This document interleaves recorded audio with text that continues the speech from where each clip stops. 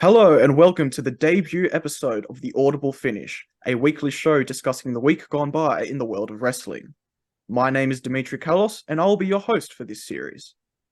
In this week's episode, we will delve into the events from SummerSlam 2023, including Jimmy Uso's shocking turn on his twin brother Jay, as well as some of the fallout from it as shown on Raw. We will also look into what happened on AEW's Collision and Dynamite shows, including Ricky Stark's egregious attack on legend Ricky the Dragon Steamboat and the developing card for the All-In pay-per-view at Wembley Stadium. Before we get started, I would also like to introduce my co-host for the Audible Finish, Thanasi. Pleasure to have you here, Thanasi. It's awesome to be here, Dimitri. I'm so happy. Well, Thanasi, let's get straight into it. This week we had SummerSlam. Now, SummerSlam opened with Logan Paul versus Ricochet. Thanasi, take us through what happened. Well, I'm just going to open this up by saying that this was an excellent opening match, and this is the right place for Logan Paul to be. This is exactly where we want him on the card. He doesn't need to be anywhere near the main event. He's putting out a banging opener. It comes out, Logan Paul against the one and only Ricochet, and one of the biggest moves in the opening match is a wonderful Rude Awakening neckbreaker hit on the ring apron, followed by which Logan Paul goes and kisses his own fiancée and then taunts with Samantha Irvin, of course, is the fiancée of Ricochet, his opponent. And we see some nice moves during the match. We see a running power slam as a callback to Ricochet's partner, Braun Strowman. I'll just put it out there. That's not a match I want to see. I don't want to see Logan Paul versus Braun Strowman, but this was a nice little call. We also saw another interesting move where Hogan Paul was delivered, which is a split stance leg drop off the ropes. Ricochet responded with a people's standing moonsault. That was essentially a standing moonsault with rock-like theatrics. We see some more interesting moves, including a Spanish fly off the ring apron, where both wrestlers basically land on their feet. They don't land it perfectly, but they're essentially landing on their feet at ringside. And then there's another standing Spanish fly counter by Ricochet, this time in response to the attack by Logan Paul. Logan Paul also hits a buckshot lariat onto the outside. Corey actually refers to that as an STO. It wasn't. It was a buckshot lariat. He's used it before. And we see a lateral press by Ricochet, followed by another standing moonsault, this time by Logan Paul. Following through the match, we see some nice springboard offense, including a springboard clothesline and a springboard moonsault. That is turned into a spinning DDT. This one actually is hit by Logan Paul, the springboard out of the corner, which becomes a tornado DDT after Ricochet tries to catch it. This is some fantastic work here by Ricochet. We see the agility of Logan Paul on display. I think it's also worth mentioning throughout this whole match that Michael Cole and Corey Graves are actually calling the moves. This is a lot more sports presentation. I'm not getting a lot of story coming through in this match. It's a lot of like spot monkey storytelling, but nevertheless, the crowd is into it. The crowd is super, super hot for this match. We see a nice single leg jawbreaker by Ricochet, a shooting star press that is reversed with the knees going up, a powerbomb lift into a backward falling face buster, a springboard frog splash by both of these moves by Logan Paul. And as we move towards closer to the finish of the match, we see Ricochet missing his patented 630-degree splash. Logan Paul's his lackey feeds him the brass knucks, and then he hits a strike to the face for the win. Look, I like the heel win, Dimitri. I like that they're protecting Ricochet by not having him put to look at the lights clean. And I like the detail about Samantha Irvin refusing to repeat the victor after she's announced that Logan Paul is the winner. But nevertheless, a grubby little heel victory. It didn't really dampen the opener with all the flips in this match. We would have liked to have seen a cleaner finish, but nevertheless, I think overall, relatively acceptable booking and a really, really fun opening match. And I would like to add that the finish did have a minor complaint from my end, which is that the referee could very clearly see what was going on, even though they were obviously meant to be distracted. A minor complaint for an otherwise a solid opening match. Moving on, we had Cody Rhodes versus Brock Lesnar. Now, when you talk about the opening match being more of a spot monkey type match, less storytelling, I would argue this was almost the opposite. This was all about the story. And you get a very classic David versus Goliath thing. You get almost that Cena never give up attitude, where it's the tried and tested formula of the heroic babyface never surrendering against the mighty monster heel. I think this match handled it expertly, and I think it really gave the feud a satisfying conclusion. So just to quickly go over a bit about what the match actually entailed. So right from the start, Cody Rhodes tries to get on the attack, tries to get onto the offense, but Brock, counters back. The whole match tells a lot of story between Brock attacking Cody, taking him to the outside, and trying to get a count out win. And it was Brock's attitude, and it's something that he was actually saying is that don't let me do what I have to. Just stay down, take the defeat, take it easy, and we can all get away without any harm done. But Cody, being the fighting face that he is, refused to give up that way. Overall, the match saw mostly Brock dominating, but then there was a momentum shift where Cody was able to drive Brock twice into the posts.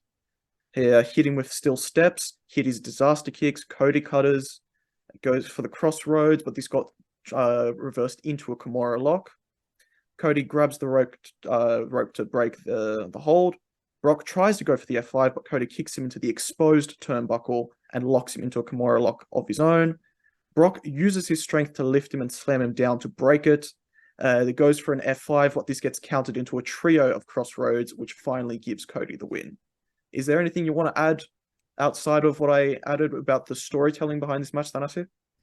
I think that was very well put. I think the only thing that we need to mention is that at the end, we get a really nice handshake and hug initiated by Brock towards Cody. I don't know, does this mean that Brock's going to be a baby face? Does it mean he's going away for a while? Time will tell. But I think when we touch on Raw a little bit later, we can go into a bit more depth. But I think a certain Mother Rhodes interpreted this act as an act of acknowledgement of the American Nightmare. This was probably my match of the night, and I'm happy to say that Cody and Brock, to a certain degree, have actually come off this program for the better. Moving on, we had the Slim Jim SummerSlam Battle Royal next, which was 20 competitors trying to win. Thanasi, what happened in this match? Well, let me walk you through just right from the beginning. So as soon as the camera opens up, we see a ring full of superstars, but we get specific entrances for The Miz, LA Knight, and AJ Styles, three of probably arguably the biggest stars in this match. After the bell has rung, MVP announces Omos as an entrant. As we get into the match, we see Ciampa taking on both the Viking Raiders. We see the Theory is actually in the match. He is eliminated by the DWO wearing Santos Escobar, DWO standing for Detroit World Order. We'll see that one follow up on SmackDown as well. We see that Ludwig Kaiser is eliminated by Chad Gable. So that's speaking into the story that's building up there with Alpha Academy and the Imperium faction. We have a traditional spot of eliminating Omos with all the participants getting in there. We see Miz taking on a little bit of LA Knight during the match.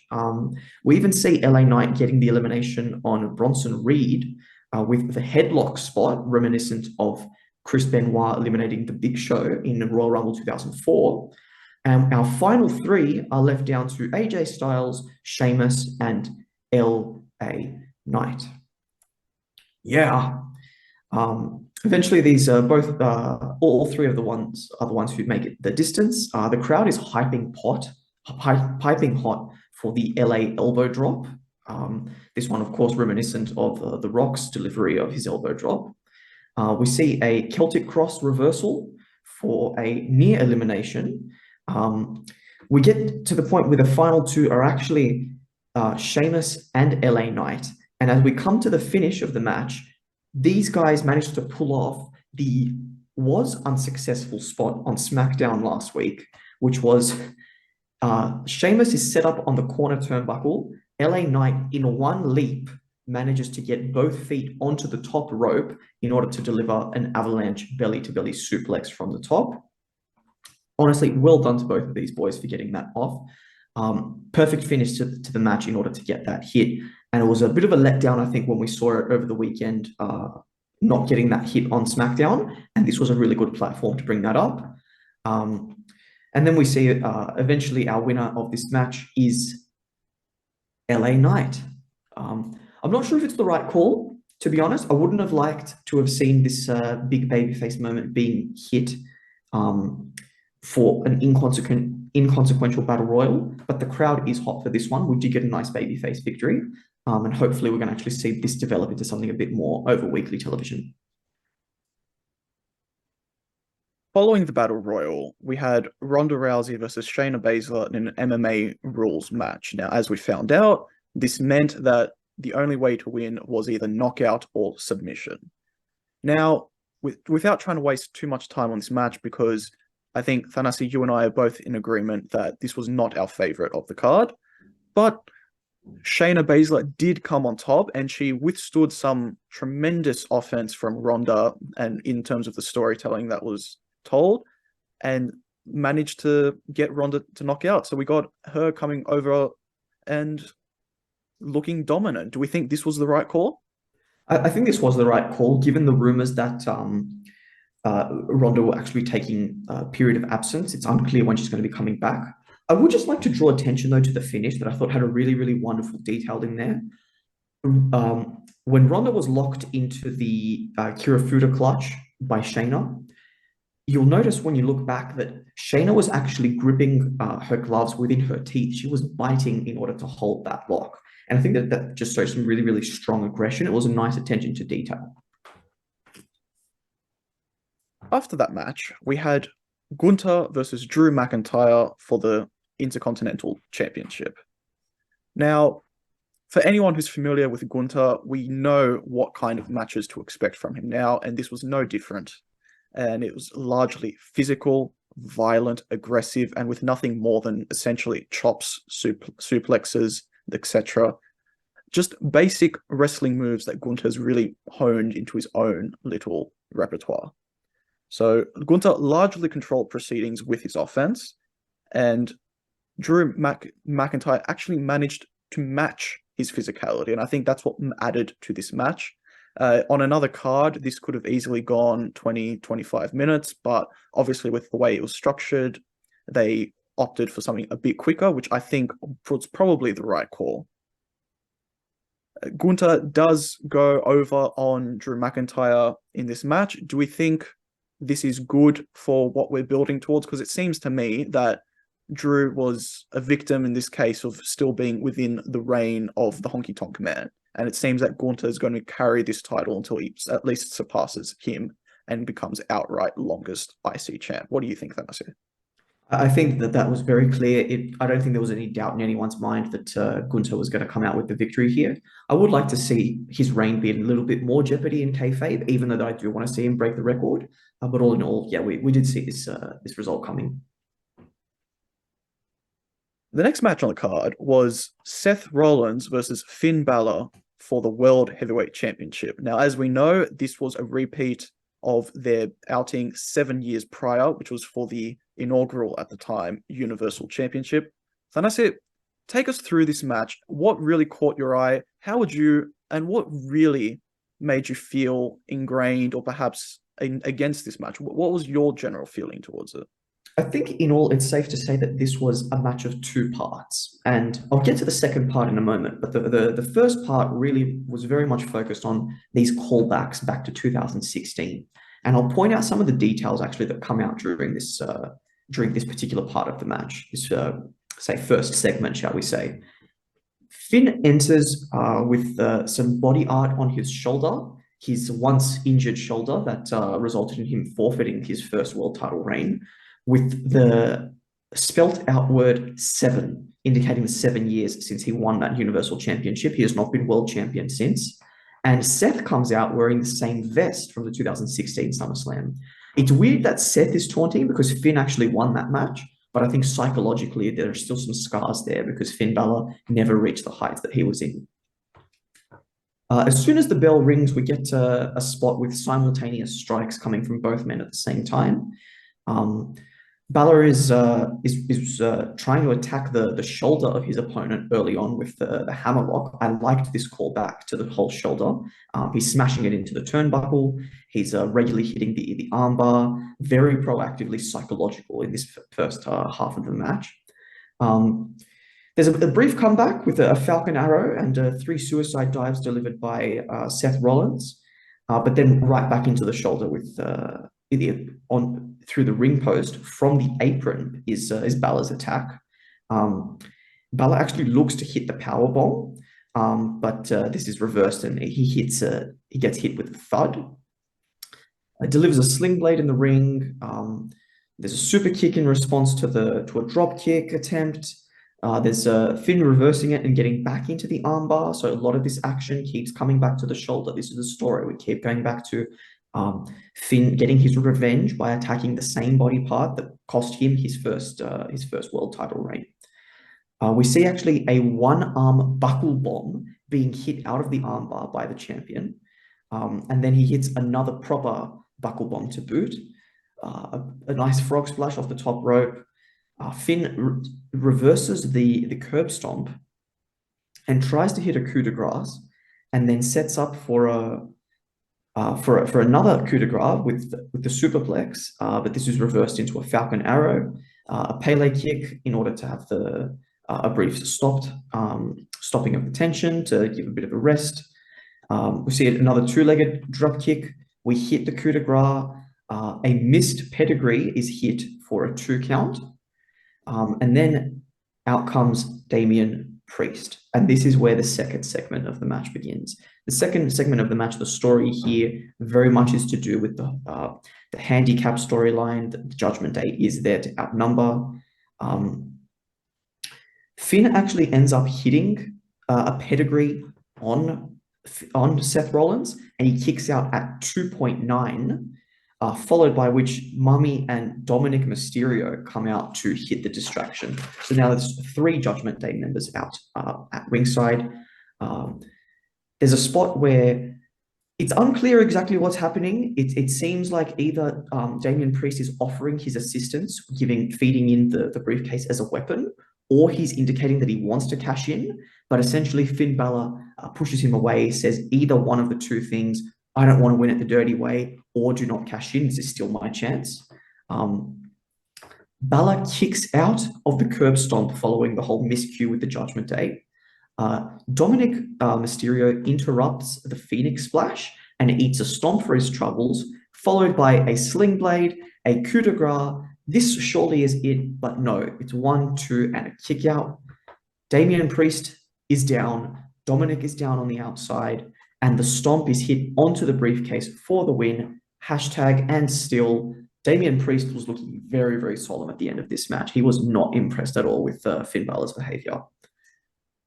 Yes, and I must say, much as you talked about this match being one of 2 parts, that's how I felt about it. There was one part that I felt really resonated with me, and the other that I felt just dragged on, and it got a bit too gimmicky for my liking.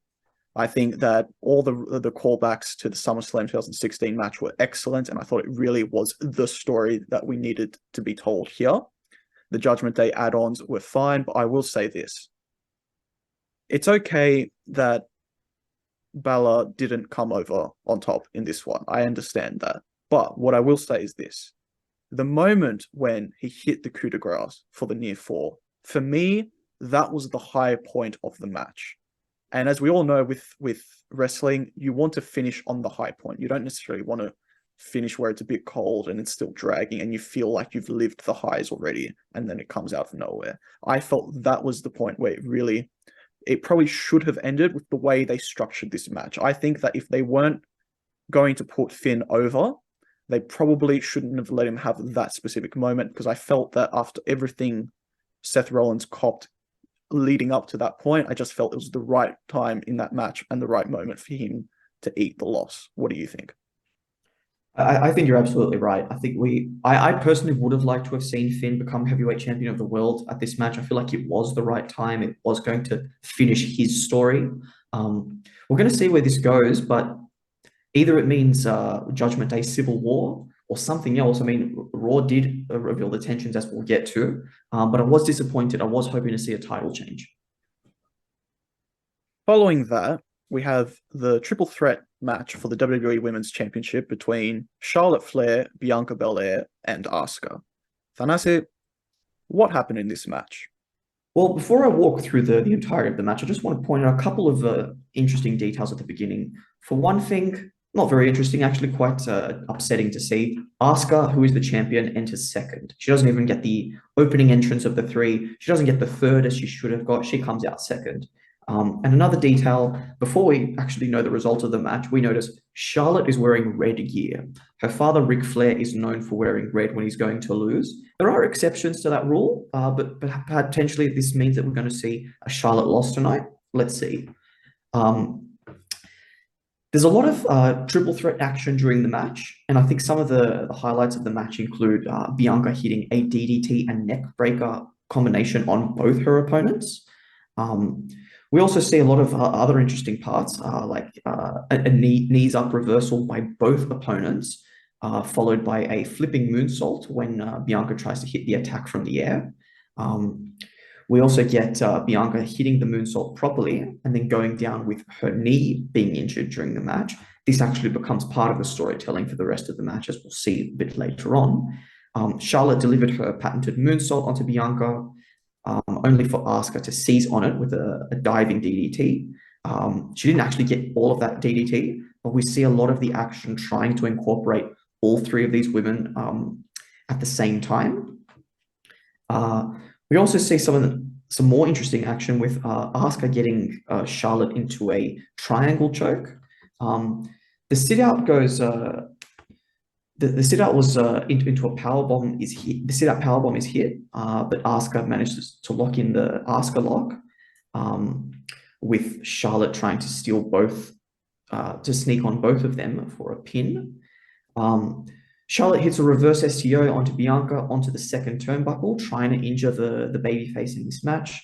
And then as we get closer to the end of the match, we see that Bianca gets flipped out of the ring by Charlotte, and the knee buckles again. So we see that this the injury spot. It sounded bad, but it's actually in kayfabe. The awkward sound was actually Bianca hitting the steel steps on her way down, which probably actually did not break her fall. Meanwhile, she's being tended to by medics. The other two continue in the ring. Asuka delivers a superplex as Bianca is led out of the ringside area. Charlotte delivers her spear, and then applies the figure eight. And Bianca is now dragging herself back into the ring. She delivers a 450 successfully for a 2 count. She's now in agony, and Asuka hits the mist to break up the figure eight that is performed by Charlotte onto Bianca. But this is when Bianca, in agony, like I said, manages to roll up Asuka for the belt, 1, 2, 3, and then Io Sky's music hits.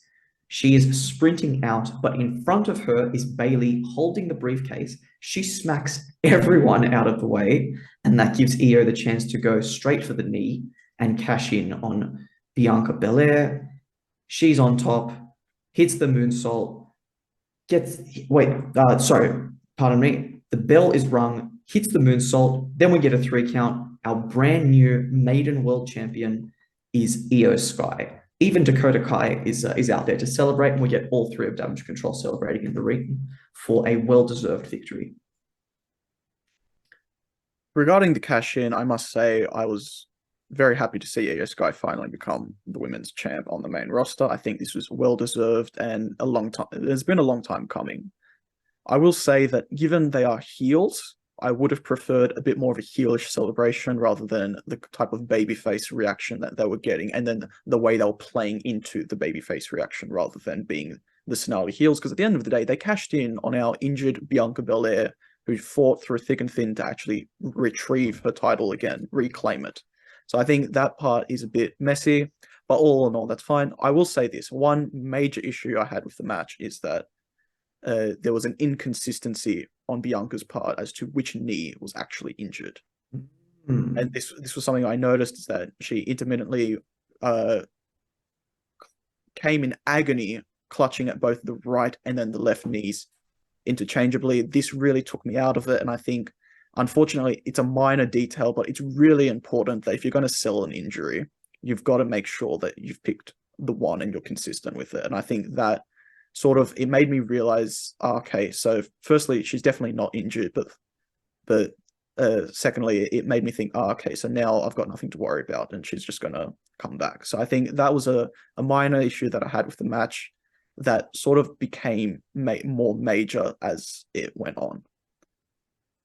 Now, following that, we had the main event, and this was, for most people, what everyone was waiting for, and this was Roman Reigns versus Jey Uso, tribal combat for the undisputed WWE Universal Championship and recognition of Tribal Chief. Now, we'll discuss our thoughts on the match after we do this brief description of exactly what happened. So, firstly, thing everyone needs to know, kendo sticks, tables, chairs, oh my.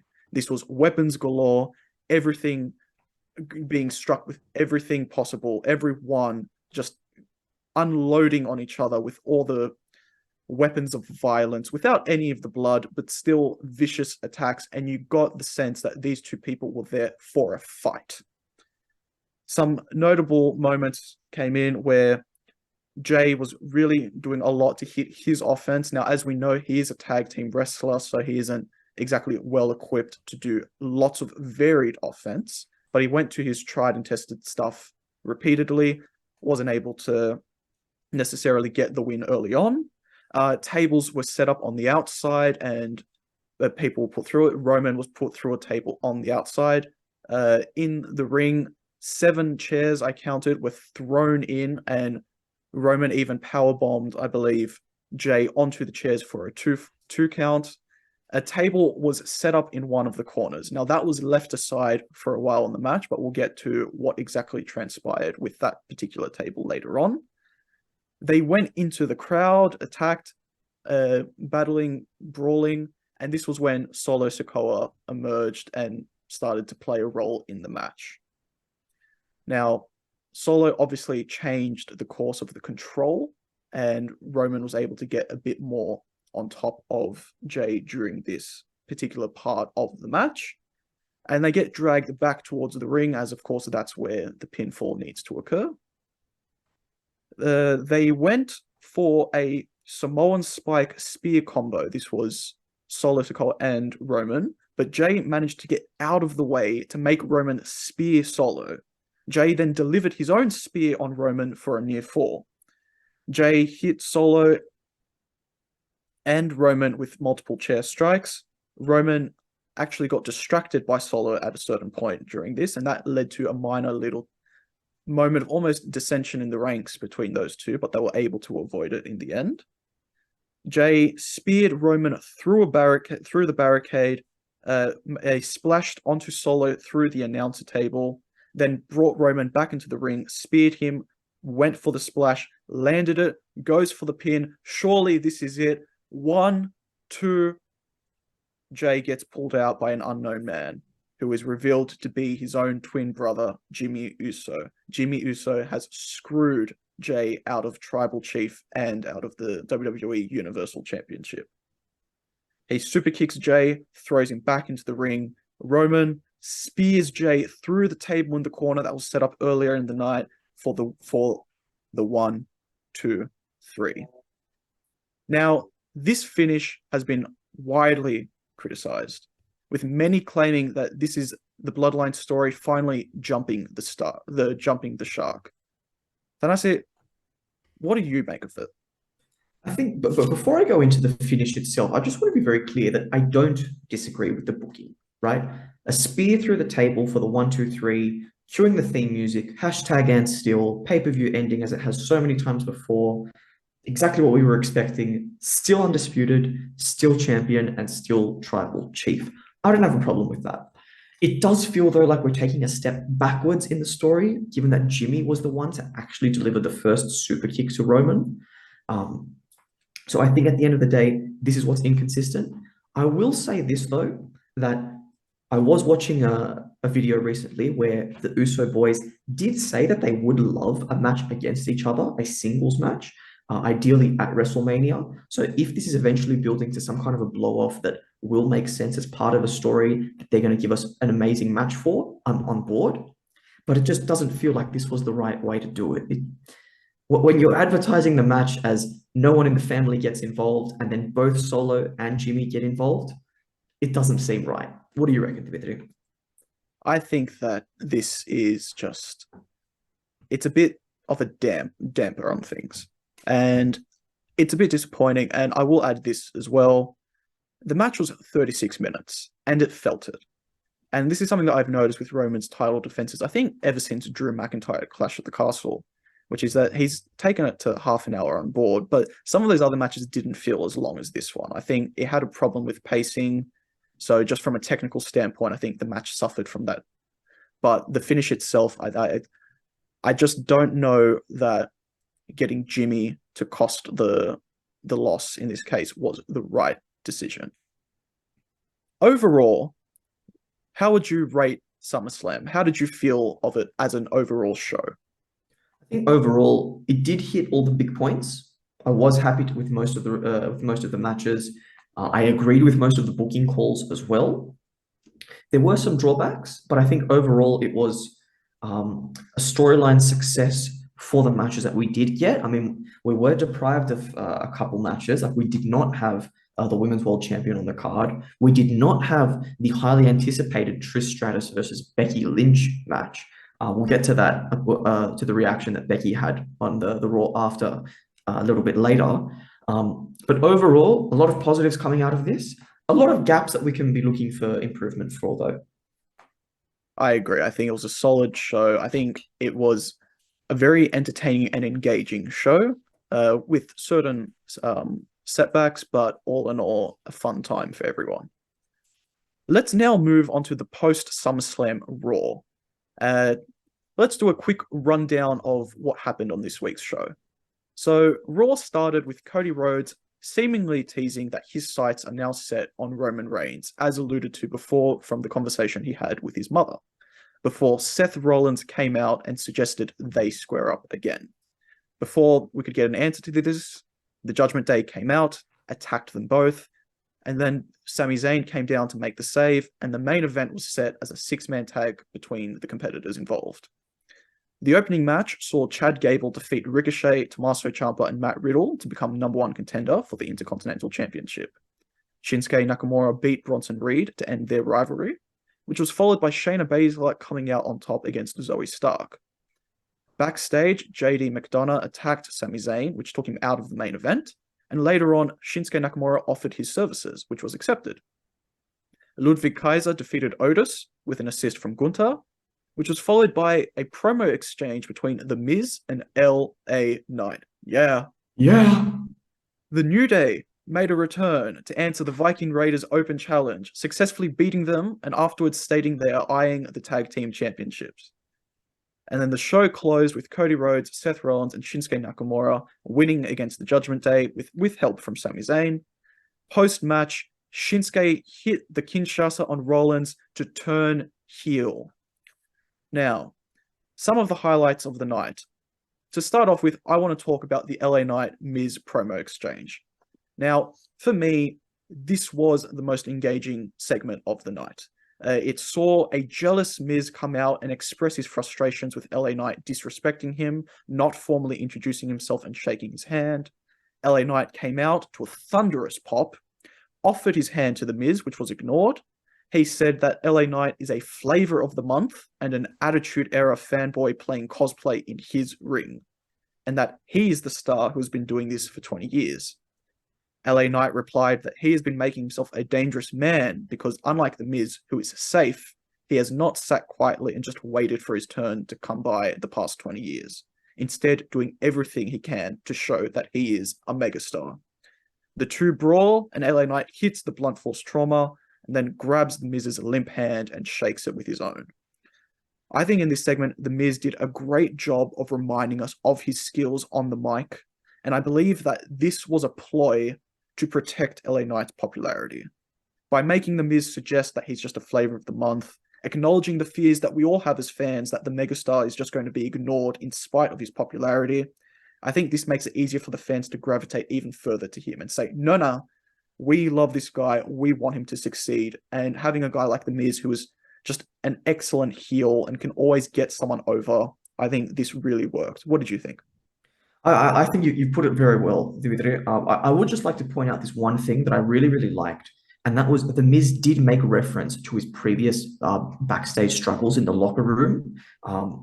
We know the rumor that's gone around that he was actually kicked out of the locker room in his early days, soon after he debuted.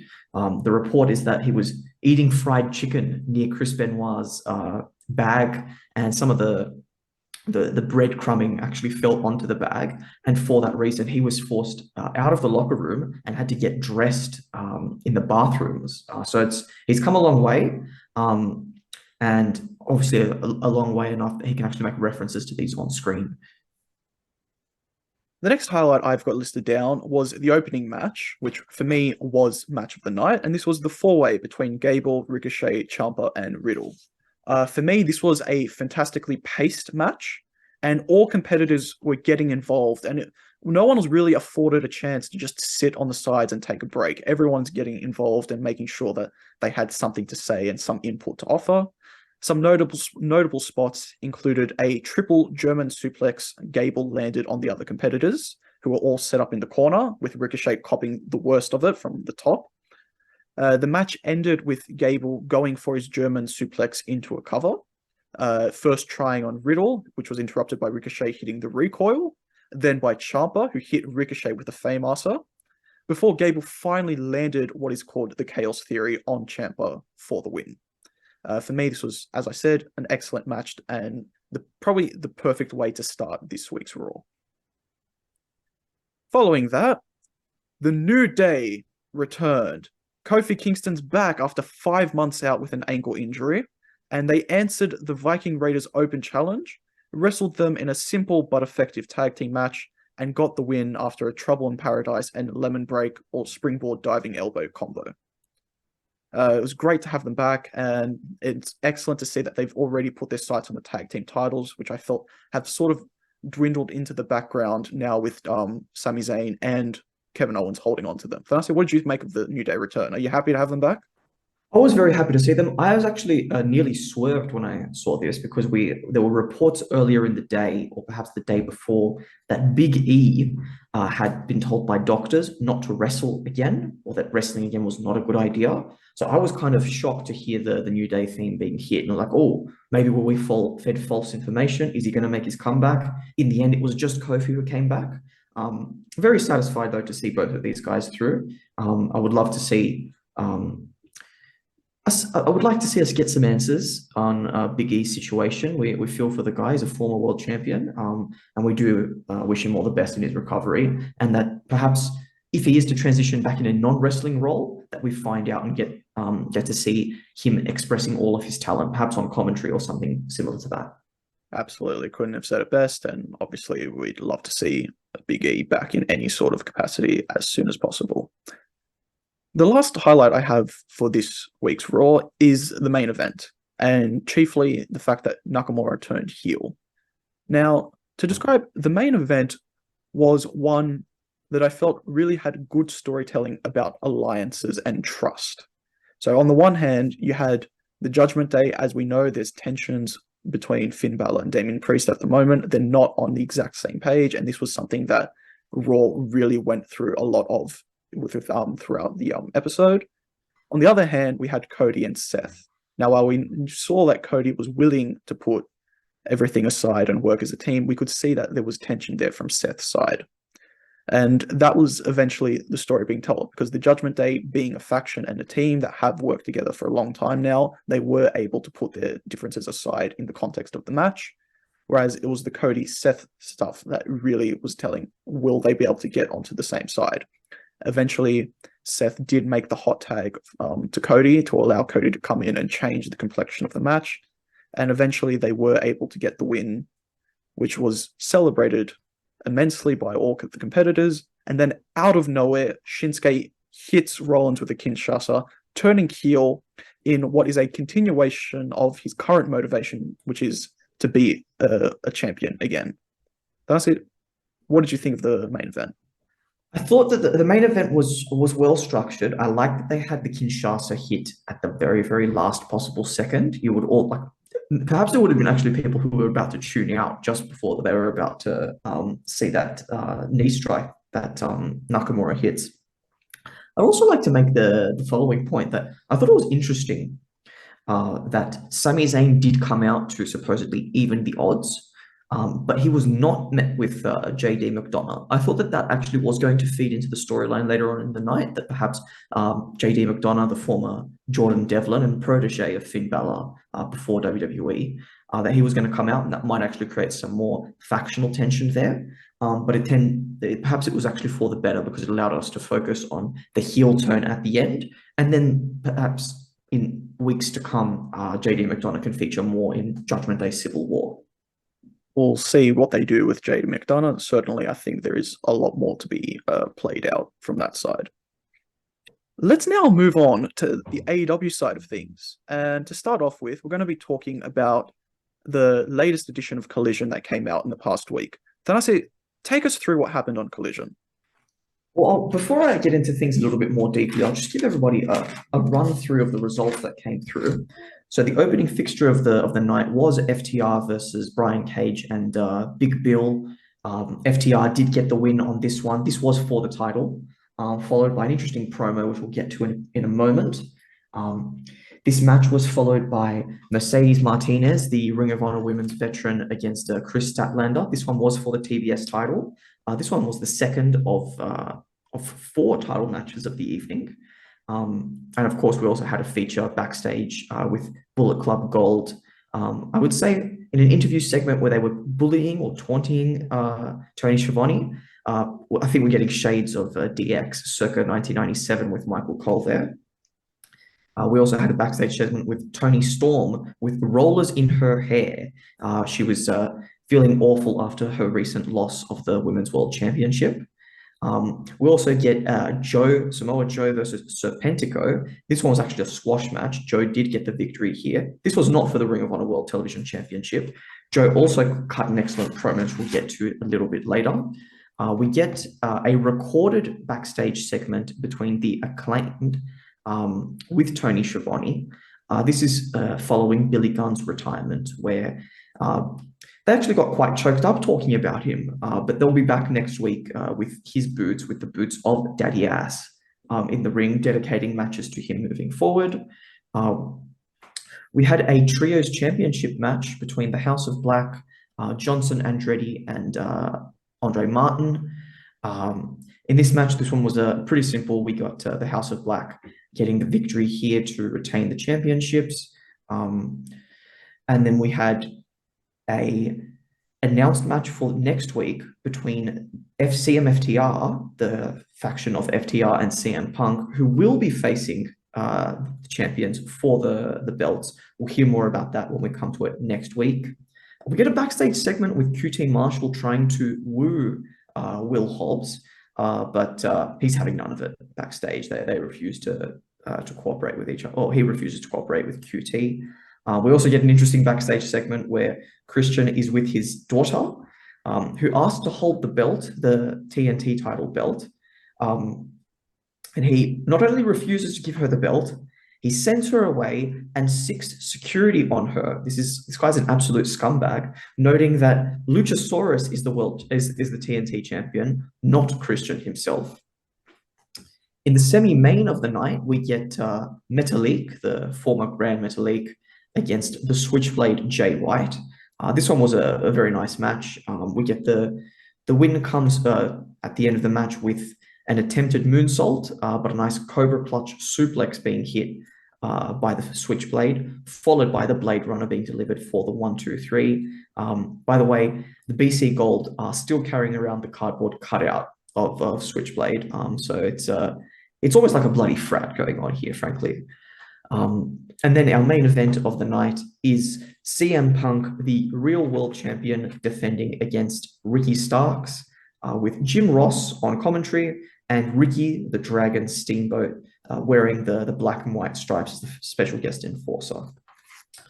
We'll come back to the main event in a little bit, but I would just like to go through some of my highlights of the night, the first of which was the opening fixture, FTR against Brian Cage and Big Bill. Some of the highlights of this match include an interesting spot early on in the match in the beginning where FTR are trying to hit the Shatter Machine on Bill, but he's too heavy. So they actually both end up eating a chokeslam for their trouble. Of course, I think it was Dax getting hit with a chokeslam onto Cash. The crowd is actually very firmly behind the babyfaces here, even following them playing the heels last week on television against the blind tournament winners, Adam Cole Bay and the world champion MJF. Following on through the match, we actually get some more interesting. We get a bulldog and front falling electric chair combo as well. That one's shades. This, of course, hit by the tag team specialists, FTR. That one was shades of the Steiner boys in the 90s. We also get Brian Cage actually hitting a nice senton suicide dive, impressive for a big guy. And then he faces a Shatter Machine on him out of nowhere for the 3 count, which ends up in the retaining of the belts by the World Tag Team Champions. But it's not over. There's more to this segment. FTR get on the microphone and call out a very specific tag team in front of their home state. They call out for All in London, the Young Bucks. They're getting ready for that final match, that rubber match at All In. And overall, this is an excellent addition to the card. A great way to promote that show for All In and a very successful opening to the show. My second highlight of the night that I wanted to focus on was Samoa Joe versus Serpentico. Now, the match itself wasn't anything special. It was an almost immediate squash with Joe hitting, I think, 1 strike and then going straight into the Coquina Clutch. I think it's a Collision record for the fastest match ever being held.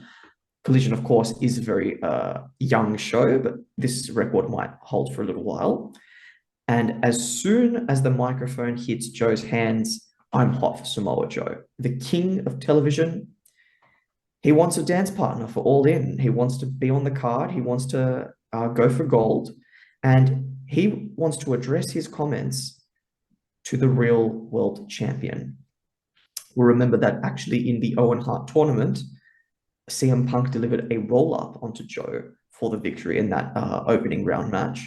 But Joe declares that a roll-up is not good enough for the legacy that these two men hold. Dating back to Ring of Honor, of course, they had a series of very, very strong matches. And he has the courtesy to ask for what he wants, what we all want, and that is a world championship match at All In. And it's to give their legacy what it really, really deserves. Me personally, I hear this and I say yes, yes, 1,000 times yes. But Joe wants the answer this week. He doesn't want to wait until next week. So the challenge is extended. But before the challenge can even be responded to, we need to get to the main event. CM Punk is defending his real world championship against Ricky Starks. Like I said, there's a special guest ref for this match. And the special guest enforcer, rather, here, Ricky the Dragon Steamboat, he snubs JR when he goes out to shake everyone's hand because JR deserves a hug. He's that special. He's a very important man. And he later enters the ring. He's ready to officiate. We see Punk entering with a title in his hand, and I must say, it just looks right. Like seeing CM Punk with a championship in his arms is right. The crowd is actually quite hot for this. He doesn't even have to say that it's clobbering time because the crowd says it's clobbering time for him. An interesting t-shirt choice. His t-shirt says, "I'm a Collision girl." I'm not sure what that was all about, but I'm sure that was some kind of an interesting reference. And I would just like to give a brief recap of what happened with the world title. He was pulled out of the bag last week after he was carrying the bag for a couple of weeks since his return to AEW in June. And he declared himself the real world champion, in contrast to the recognized world champion, MJF, and he spray painted his symbol, the straight edge X, onto the belt. And that's what led to Ricky Starks challenging him that night for this main event match here that we get. The crowd is split in this match. We get some Let's Go Ricky chants, and we get some CM Punk chants. Punk is actually showboating against Ricky Starks. He jumps onto the second rope and hits the Ricky Starks pose. Ricky Starks hits some arm drags in response and follows suit, mocking Punk, posing with the GTS sign, making the sleep signal with his hands in a prayer sign and then next to his ear, and then also creating the X in front of his chest. We get a lot of really, really interesting offense during this match. We get Punk hitting the chops in the corner, Ricky going in and swapping the chops with him, Punk hitting a huge Hogan-like leg drop, and he makes the pointing taunts as well. So he's really feeding into this whole I am Hulk Hogan thing going on. We get some more offense. Everything you can do, I can do better seems to be the story of the match. They each try to replicate what the other has done. This was really the story of, I think it was like Ricky Starks really keeping up with this veteran, this incumbent world champion. Ricky reverses the corner strikes into a stun gun. He hits a nice baseball slide to the face. We also get some more offense where they conclude that the same that applies to MJF's world title. This is the commentators, that is.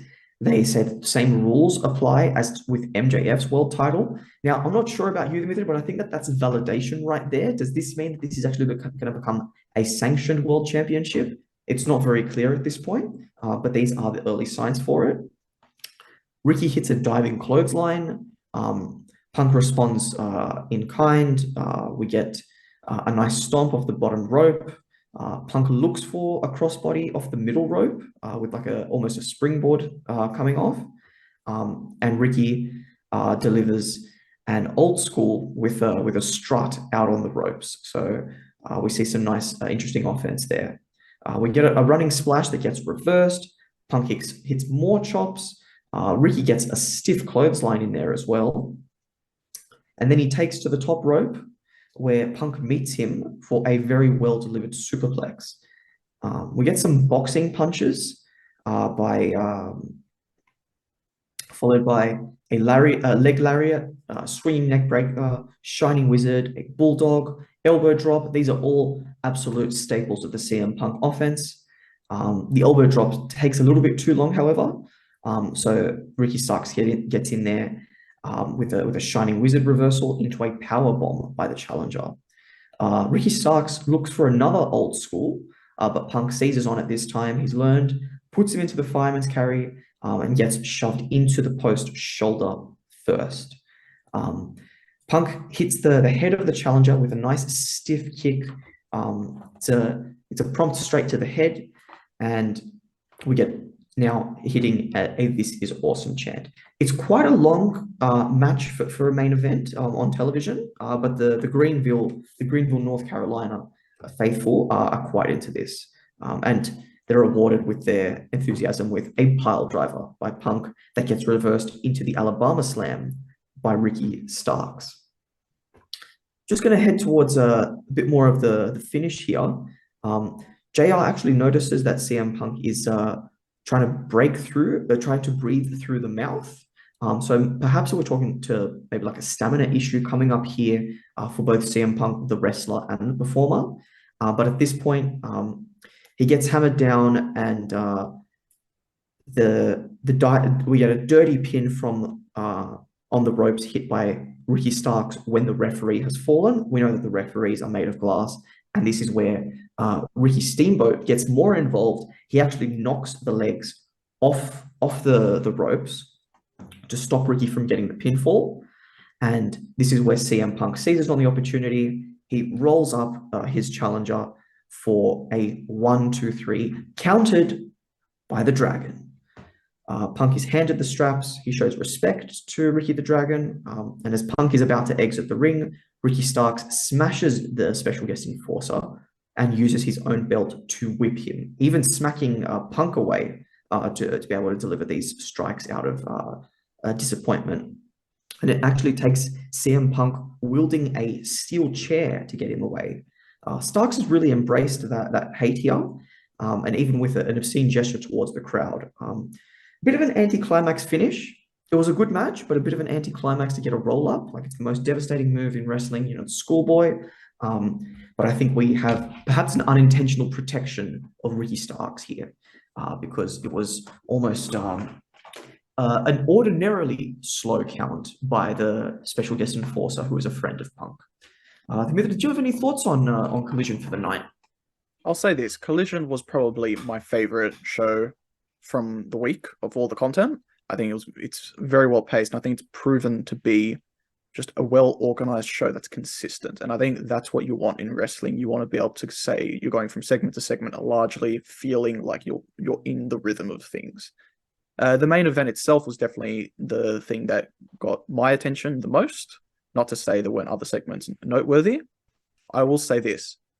Surely at this point, Ricky Starks is just an official heel. I think he had been operating with heelish antics in the past couple of weeks, but because they were against Punk, who the crowd is kind of divided on right now, they were sort of embraced as almost a tweener attitude of just Ricky Starks is Ricky Starks. He just wants to win. There's nothing wrong with that.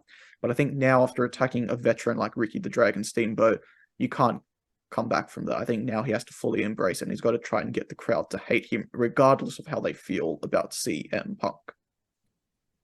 Now, this takes us into this week's Dynamite. Dynamite started off with the JAS mandatory meeting, and everyone decided to leave, with only Sammy Guevara leaving the door ajar for them to potentially rejoin forces if and when Jericho sorts everything out. Following that, the Young Bucks defeated the Hardys, and afterwards came face-to-face with FTR, as was teased on Collision, accepting the challenge for All In.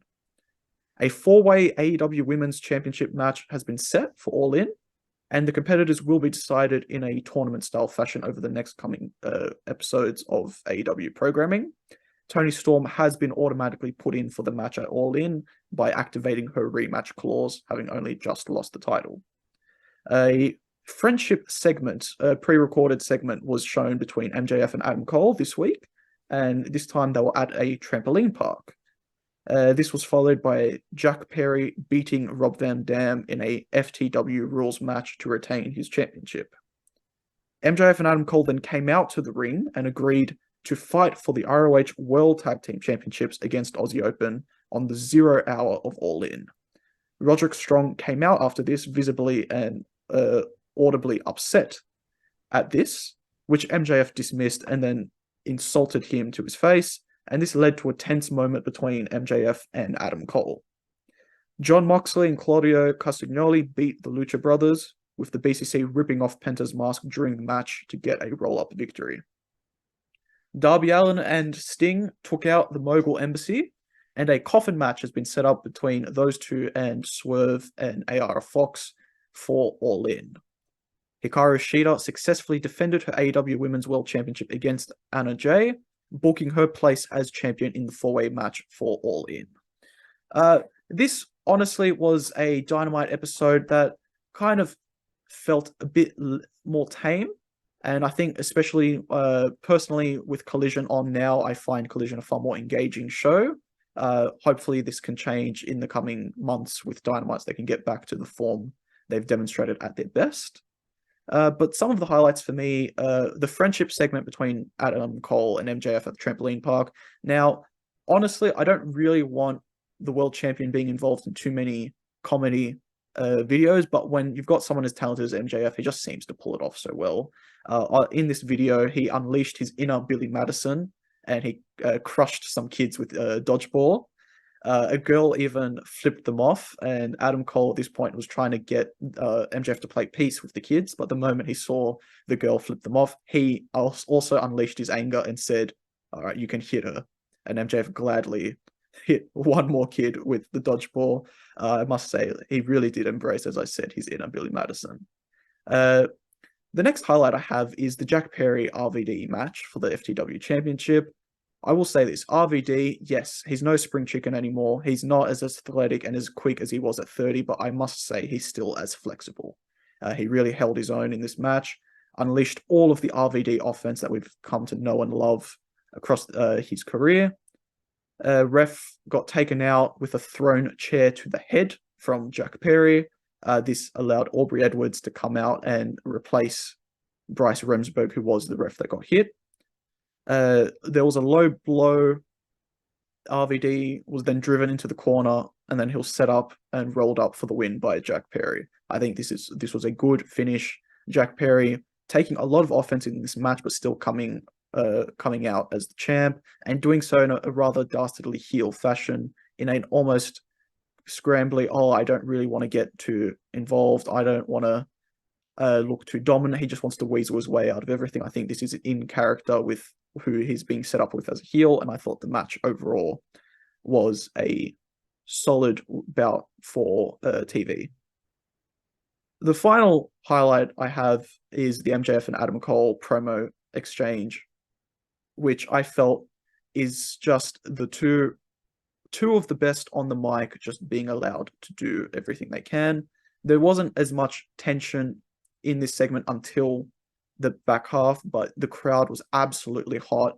MJF at the start actually thought they were getting into a buddy promo battle, and then came out with this line to Adam Cole: "You are so skinny and ghostly pale white.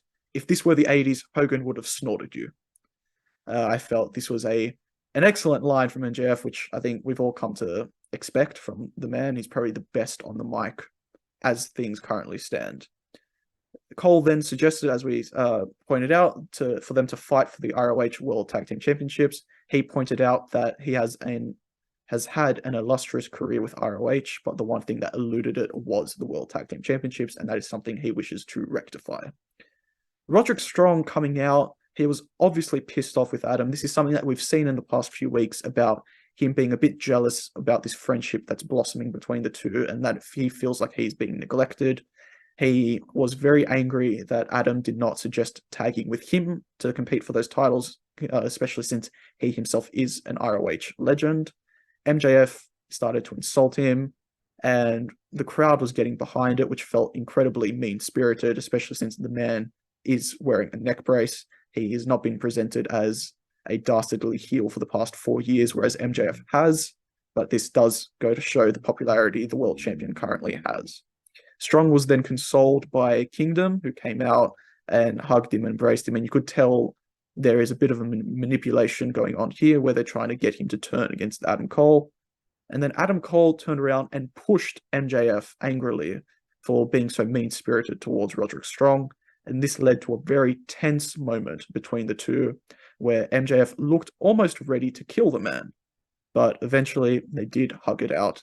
And I believe this is building up to what is obviously going to be the unfortunate, inevitable breakup that is probably going to make everyone bawl their eyes out. And the only question that's left is who's going to turn on whom. Don't I see anything to add from this week's Dynamite? Well, I think on that exact question of who's going to turn on whom, surely the only answer can be MJF turning on Adam Cole. We've got this beautiful friendship. Everyone is on board with the bromance. And the only way that we can have an actual feeling of disappointment is by having the heel play the heel. Yes, it would be a swerve to have Adam Cole do the turning. I accept that. It would be a swerve.